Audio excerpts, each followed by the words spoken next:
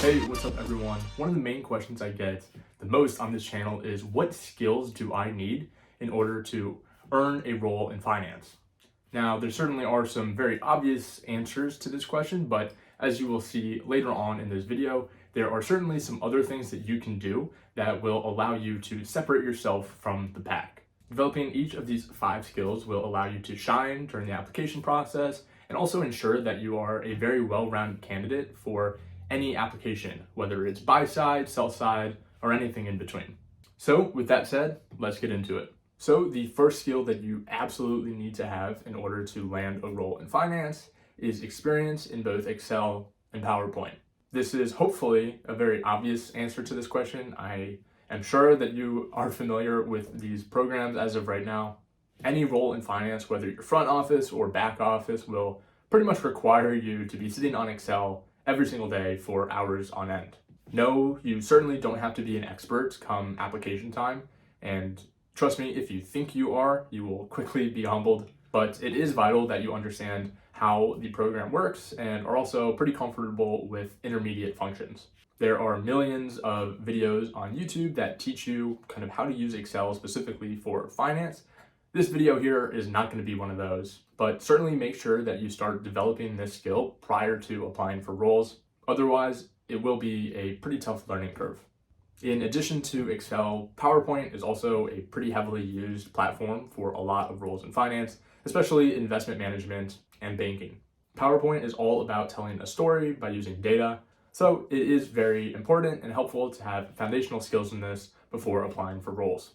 Also, for a lot of internships, you are asked at the end of the internship to prepare some sort of presentation and present it to leadership. So it's always a good idea to kind of have a head start on that and also kind of know the industry norms for how a deck should look and how they are typically prepared.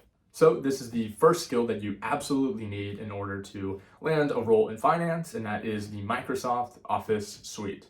Everyone knows that to land a role in investment banking, you have to be comfortable walking through a DCF model, and for private equity, you have to really master an LBO.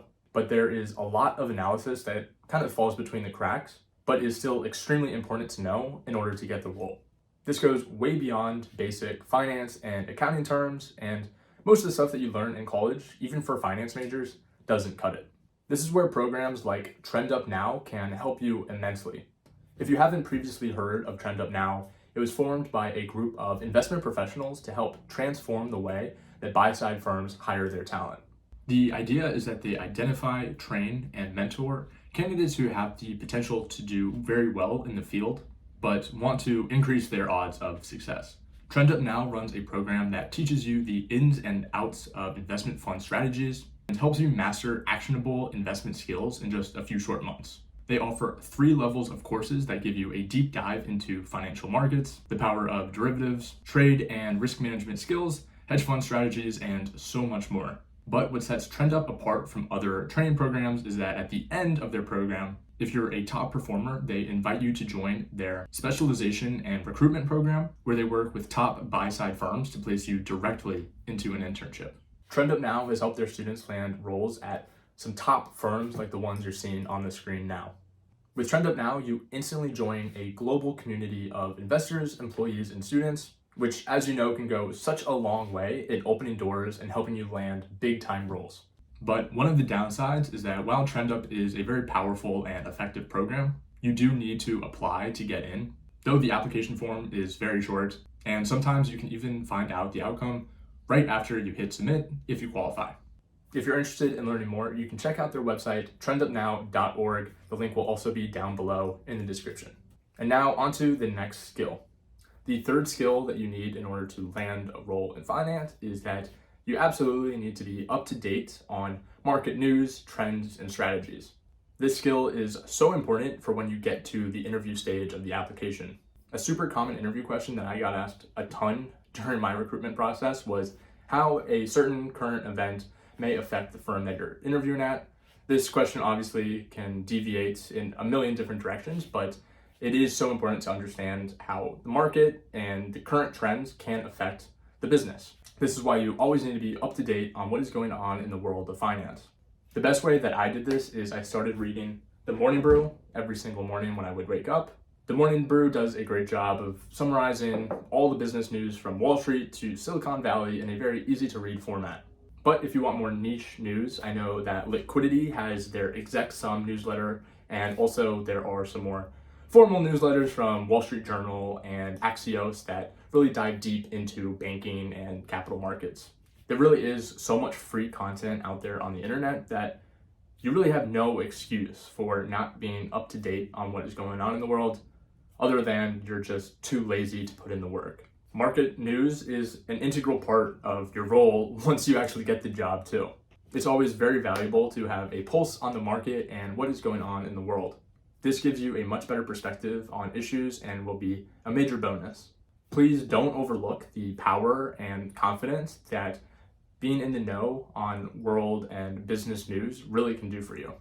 Okay, so you've probably noticed that the first three skills were much more technical or hard skills, and now the next two will be soft skills. Number 4 is to become more of a people person and an absolute master networker. I'm telling you, once you're past a certain point, it's your soft skills that allow you to separate yourself and are what can be the deciding factor for you to get a role. This seems weird to say, but make sure to smile as much as you can, but as long as it's not awkward. Also, try to relate to your interviewers on a personal level.